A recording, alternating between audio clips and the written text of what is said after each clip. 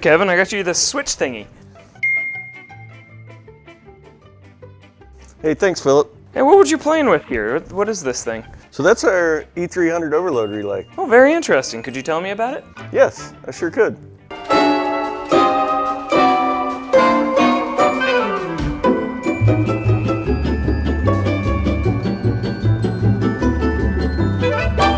Kevin, what do we have here? You call it an E300, but what does it do? E300, or overload in general, provides you overload protection for your motor. So circuit breaker that you typically have in application or fuses provide you short circuit. If you were to have a short, that's what protects your system or your wires. On an overload, if the motor starts pulling too much current, it is what trips and stops your motor starter from resetting and continuing to burn up your motor. So it's a motor protection device. Okay, so you're burning up your motor or you're wiring to it. Why do we need Ethernet attached to something like this? One, for control. We can control and start and stop the motor over Ethernet to give you some greater flexibility for long distances in your plant if you got a long distance you need to cover. The other thing, you can get feedback from it. So you can start looking at what current is pulling on each phase. We can do some ground fault diagnostics with the E300. So you get a lot of high-end diagnostics out of this overload that you wouldn't get out of some others. Depending on your application, many of the older applications were on DeviceNet. Most people in the newer are using Ethernet for their communications. Yeah, I see multiple part numbers here. Can I buy this all together in one piece?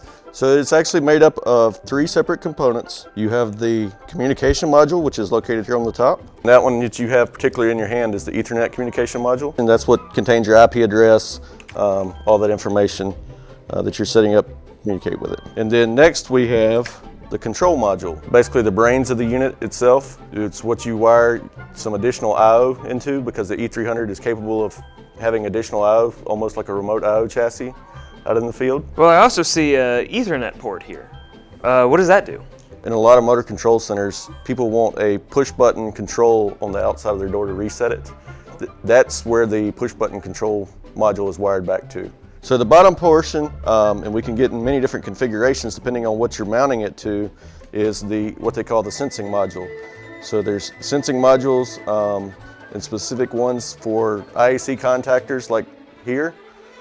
There's ones for NEMA applications, there's ones that mount standalone. And for larger applications where you'd potentially be using CTs.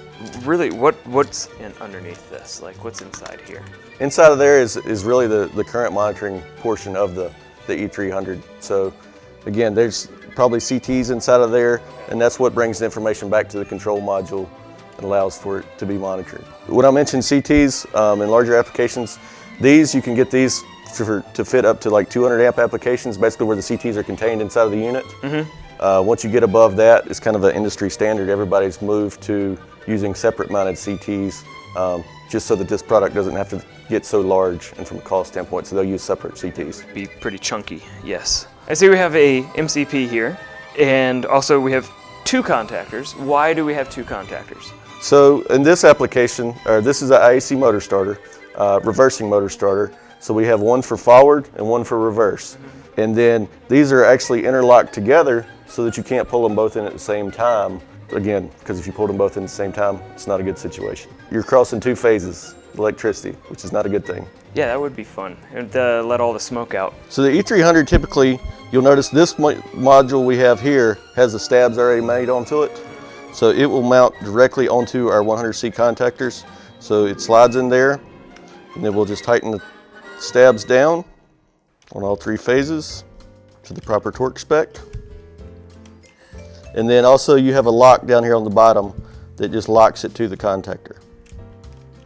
As you'll notice, this overload doesn't mount on DIN rail, and that's just so that you can remove it off the DIN rail easily, like the motor starter set up on one and mounted on one piece of DIN rail. Now we have it physically set up. What's the next steps for making it communicate with everything? Where do we attach the rest to? So typically you're going to have your motor leads coming in here to the bottom of the overload, your 3 phases, and then you would have the E300 set up or communicating over Ethernet back to your PLC of choice. And then you would, if you're using a Rockwell PLC, you'd go in Studio 5000 and configure the overload relay, setting up the parameters, what amperage settings you need to use, and things of that nature. What sort of applications would you use this particular E300 with? Probably higher end applications where you're wanting better protection of a motor. You may have a large hammer mill type application or something like that that may have product in it that jams frequently or something like that. You can get something like jam protection or monitor exactly how much amperage is pulling instantaneously with something like the E300, whereas a lower end overload, you're not going to get that instant feedback to take back to your control system. They'll either slow their feed rate of their application down, or potentially if it jams or stalls, then they can reverse it to clear the jam, and so they'll tell it to do that. Do we have any more features or any other important things that we need to know before this is purchased and installed? I mentioned earlier the expandable I/O within this device. We can add, again, additional feed push buttons, sensors, anything back over that I/O to bring it back into our control system to use that functionality as well. So you just kind of need to know a general idea what your I/O count is if you need to use that. And then also one other kind of unique thing with the E300 is it can actually have some programming done within it called device logics, which is similar to like PLC programming. So if this ever lost communications with our network, it could act as a standalone device in a critical application. The other kind of big thing is if this device ever were to fail, the E300 is capable of automatic device configuration. So if it fails in the middle of the night, you can have someone come out here, change this device out mechanically, and once the person sets it back up, they can reassign an IP address and it flashes all the parameters down from the PLC automatically. Whereas if you had another manufacturer, somebody has to come in and get online with that with a laptop and program all that in. All right, well, thanks Kevin for explaining what the E300 does and how it protects our beautiful motors and helps us not get electrocuted on a daily basis and not burn down our factories. Glad to help.